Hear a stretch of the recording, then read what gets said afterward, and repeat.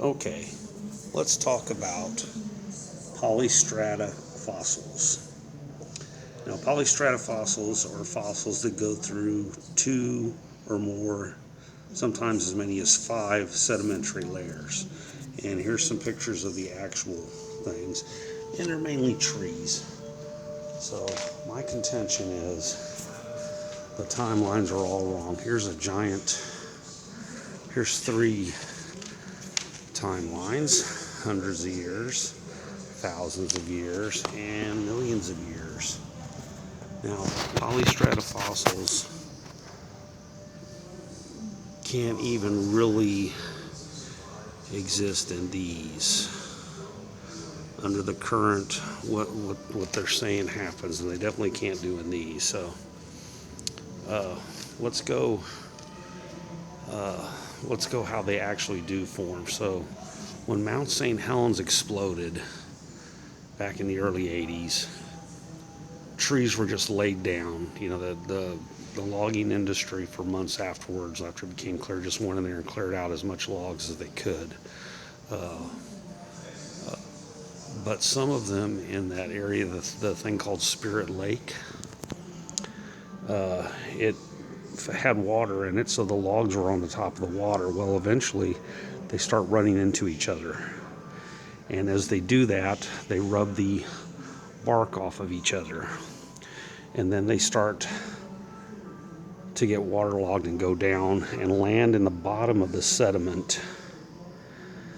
And then as the lake fills up with mud from the runoff from the volcano, because it stripped away all the trees, and as all the trees were harvested, the trees that were knocked over, the lake filled up with sediments, and at the bottom there was already 3 or 4 different layers of sediments.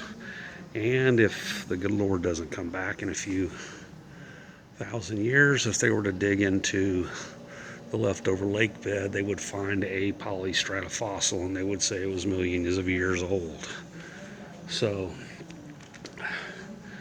there's actually a couple of these stumps that get thrown in lakes, and then the bark wears off and they start floating around. There's one in Crater Lake that people go around and look and take pictures and selfies of, but that's what happens. So in Mount St. Helens at Spirit Lake, you had this layer of logs from trees that got blown over and thrown into the lake, and they ran. Like I said, they were rubbing against each other.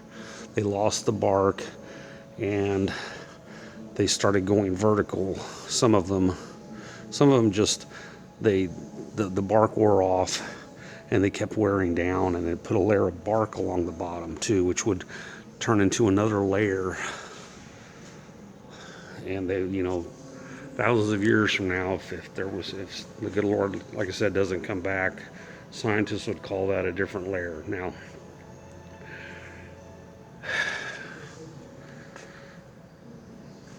paleontologists date fossils by the rock layers they're in. Geologists date rock layers by the fossils that are in them. That's called circular reasoning.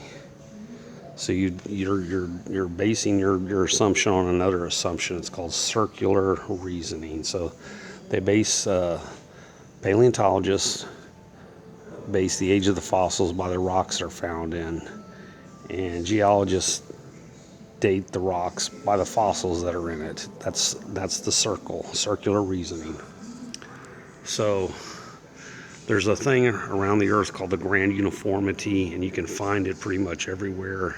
It's the base rock, it's bedrock, and unless it's been exposed somewhere such as the Otobai Gorge or Grand Canyon or one of the real deep canyons, there's no life underneath it. If you freshly dig into it in the middle of the continent, there's nothing below it. So all this was caused by the great flood of Noah. And was the flood of Noah necessarily worldwide? The implications,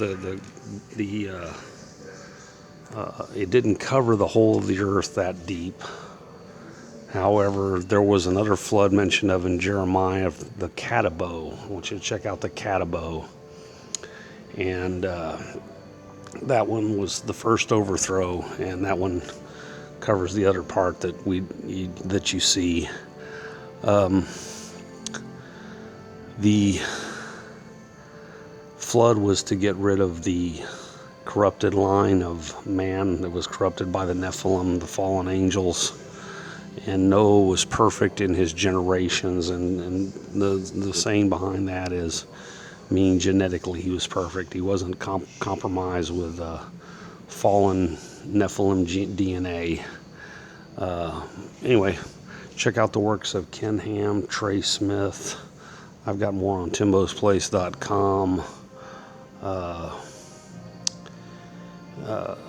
Kent Hovind also has good stuff. Please subscribe, like, and share. I'm out.